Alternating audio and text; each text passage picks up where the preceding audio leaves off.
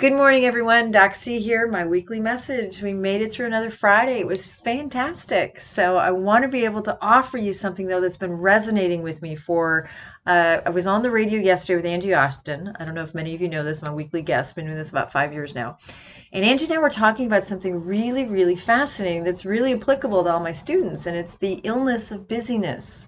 Many of the things that we talk about were the ability of how overscheduled we are, how overcommitted we are, how every single stacked and racked hour we have, bing, bing, bing, bing, bing, we're running and running and running and running, and we get home and we run some more from the office. And now that we're blurred lines, some of, with the remote working that some people do, now that clear delineation between work and home has really been intertwined.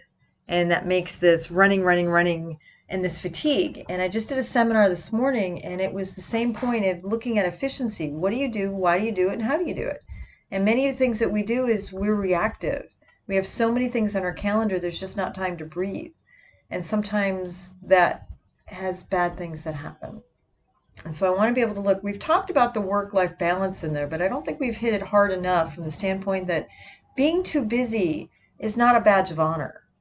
Being busy is not something to necessarily be proud of if it leads to illness and short tempers and missed events and constantly being cranking and overcommitted, and we just don't have a plan. I know many people, they fly by the seat of their pants, and I've seen these schedules with their kids and soccer and chess and all, and just a million miles an hour, and I wonder, do they enjoy any of it? This is the part that no one died ever having worked more, so that's the first thing. But this overcommitment, this over trying to do things at the last minute, staying up till midnight, 1 o'clock, 2 in the morning to do your papers, this is not healthy. When we talk about doing systems, when we talk about efficiency, plan your work and work your plan. I know it sounds incredibly easy. I've talked to many students this week. The challenge becomes is we don't have a plan. And so all of this chaos ensues. And we become reactionary. And this, again, the illness of busyness. Remember that rocking chair strategy. What am I doing here, right? Rocking, rocking, rocking, motion, motion, busy, busy, busy. But it's not getting me anywhere.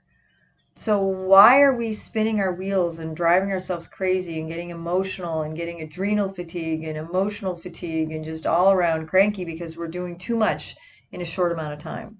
What if we learned how to do what we were doing more efficiently, faster, better, and with more fun? You would get through it actually more quickly. But some of you want to, for example, you start writing your papers because you want to start writing your papers and you feel there's a badge of honor and going, oh my God, I got to get this done. I'm going to do it the night before. And you're speaking fast, you're doing fast. What if you had a system for writing your papers? I have a 5-step system. I've used it for more than 20 years. It's very simple, very easy, not stressful.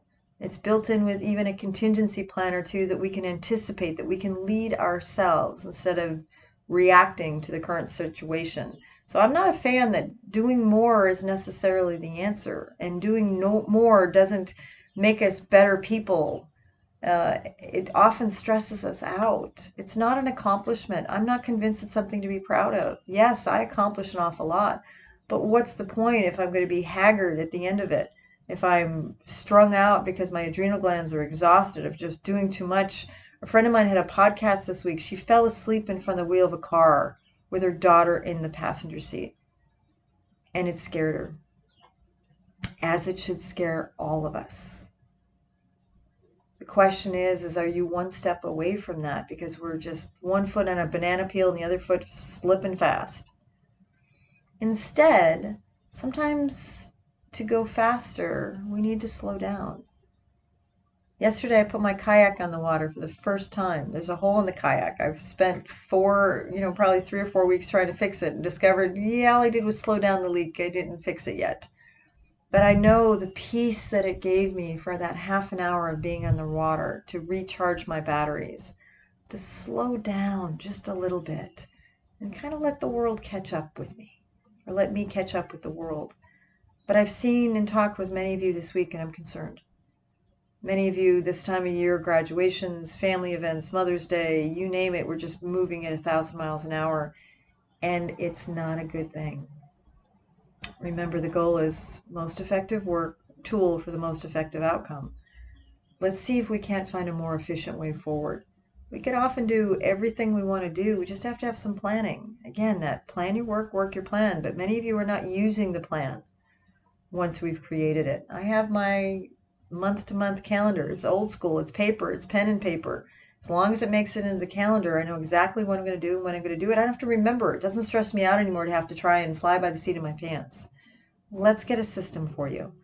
Let's reduce the amount of stress in your life, and let's reduce the illness of busyness. Okay? Connect with me during my office hours. I'll see you around the quad. For all my moms, happy upcoming Mother's Day. Take the time to enjoy your family. Kids are kids only for a season, and sometimes we get too busy and we miss too much. I don't suggest that you don't have things that are a priority. I do suggest you find a way to balance them and have a system so you can do it all, getting it done without putting your health at risk. I'm Dr. C. I'll see you around the quad. Take care this week. Bye-bye.